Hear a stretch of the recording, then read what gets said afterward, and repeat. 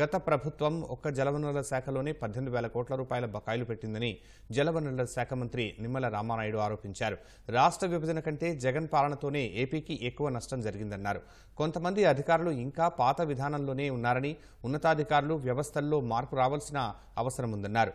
మంగళగిరిలోని ఎన్టీఆర్ భవన్లో వివిధ వర్గాల ప్రజల నుంచి మంత్రి నిమ్మల వినతులు స్వీకరించారు. నేను కూడా మంత్రిగా ప్రమాణ స్వీకారం చేసిన తర్వాత బాధ్యతలు స్వీకరించిన తర్వాత చూసా. నా ఇరిగేషన్ శాఖలో కూడా 18,000 కోట్ల బిల్స్ బకాయిలు గత ప్రభుత్వంలో ఉంచినటువంటి పరిస్థితి. అంటే ఇరిగేషన్ శాఖకు కేటాయింపులే చాలా తక్కువ గత ప్రభుత్వంలో. ఎందుకంటే గతంలో మనం 14-19 తెలుగుదేశం ప్రభుత్వ హయాంలో ఇంచుమించుగా 7 లక్షల కోట్లుంటే అందులో మేము 72,000 కోట్ల రూపాయలు మేము ఇరిగేషన్కి పెట్టాం. కానీ గత వైఎస్ఆర్సీపీ ప్రభుత్వం వాళ్ళకి 5 సంవత్సరాల బడ్జెట్ 12 లక్షల కోట్లు ఉంది. కానీ వాళ్ళు పెట్టింది ఎంత అంటే 49,000 కోట్లు మాత్రమే. అందులో మళ్ళీ ఖర్చు పెట్టింది కేవలం 31,000 కోట్లు మాత్రమే. అందులో కూడా మళ్ళీ సగం అవినీతికి పోయినటువంటి పరిస్థితి. మళ్ళీ 18,000 కోట్లు బిల్స్ ఈవేళ పెండింగ్లో పెట్టినటువంటి పరిస్థితి. ఆ రకంగా ఈవేళ 14 లక్షల కోట్ల ఈవేళ అప్పు ఈవేళ కొత్త రాష్ట్రం మీద పెట్టినటువంటి పరిస్థితి.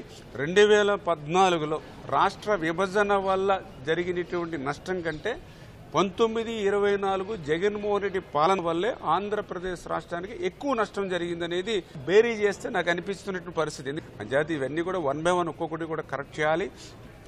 ఇంకా అధికారులు కూడా కొంతమంది ఇంకా పాత పద్ధతుల్లోనే పాత పోకళ్ళలోనే ఉన్నారు. వ్యవస్థలన్నీ కూడా మళ్ళీ కరెక్ట్ చేసుకుంటూ ఉండవలసిన అవసరం ఉంది. ప్రాధాన్యత పరమైనటువంటి వర్క్స్ ఏవైతే ఉన్నాయో, పబ్లిక్ ఏదైతే ఇష్యూస్ సమస్యలు ఏవైతే ఉన్నాయో వాటిని ప్రయారిటీ ఇచ్చి మనం పరిష్కరించాలి. మేము కొంత వర్కౌట్ చేసి దానికి సంబంధించినటువంటి శాఖలకి మనం తీసుకెళ్లినప్పటికీ కూడా కొంత ఇంకా ఉన్నతాధికారుల్లో కొంత ఇంకా మార్పు రావాల్సిన అవసరం ఉంది. వ్యవస్థలో కొంత మార్పు రావాలి.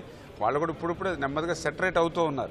లేకపోతే ఐఏఎస్ ఆఫీసర్లు తమ చేయవలసిన విధులు, శాఖాధిపతులు తమ చేయవలసిన విధులు మర్చిపోయారు గత 5 సంవత్సరాల్లో.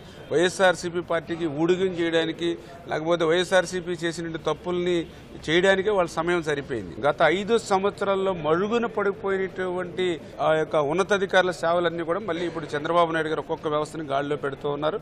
తొందరలోనే మళ్ళీ ఒక సుపరిపాలన అందరికీ కూడా అందించేటువంటి ప్రక్రియ చేస్తూ ఉంటాం.